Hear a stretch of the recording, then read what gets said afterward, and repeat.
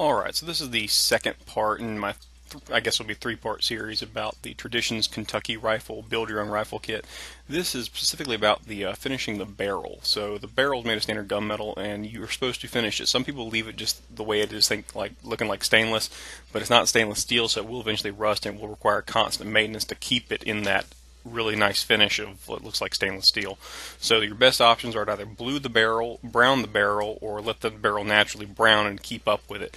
I chose to chemically brown the barrel with Birchwood Casey Plum Brown, that kit.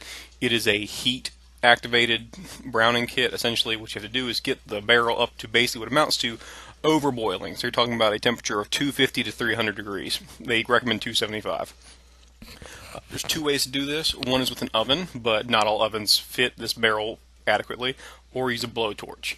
My biggest worry about using a blowtorch was that it would make it uneven. I found out later it won't. So I used the oven. The oven had its own issues. It didn't quite fit perfectly, and it didn't quite get the temperature I wanted it to be. But overall, I'm satisfied with what I got because I wasn't looking to make a pristine, perfect-looking rifle. I kind of wanted it to look a little aged. I wanted it to look like an old vintage rifle. But it turned out great. A couple weird things I'll tell you about that I didn't realize based on the instructions. The instructions from Birchwood Casey on the Plum Brown want you to buy a Birchwood Casey rust deactivator. I didn't have it, so I looked online, and people just said, essentially just make a baking soda solution. It'll neutralize the acid, and just basically just rinse down the rifle barrel in it, and it'll be fine. That turned out not to be adequate.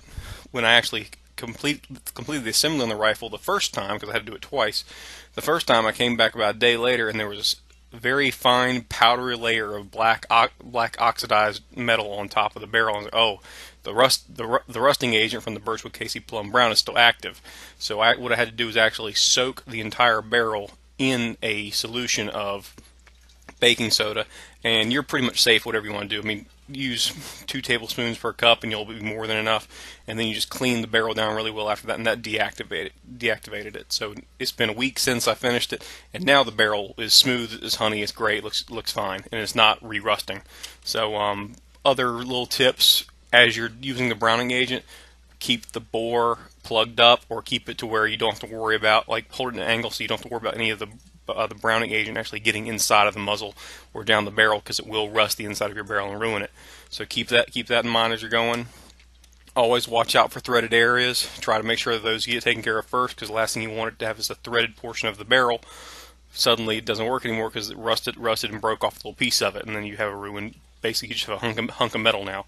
And I guess the last thing would be to understand the browning. What's cool about browning your barrel with Birchwood Casey Plum Brown is essentially you can choose to make the finish look however you want it to. You can try to make it that perfect, pristine copper finish, get a really deep, dark brown, or you can take a little bit of steel wool on it afterwards and get a little bit of that finished off just right to where it looks like an aged rifle. So you can really antique the look of the rifle to your taste. So if you're not really into the blue color on muzzle loading, like antique style looking rifles, definitely go with the Birchwood Casey Plum Brown. It's really kind of a cool system, and it's safe to use on your hands. I made sure I washed my hands a lot, but I wasn't panicking about having a little bit in my hand. It wasn't burning me or anything.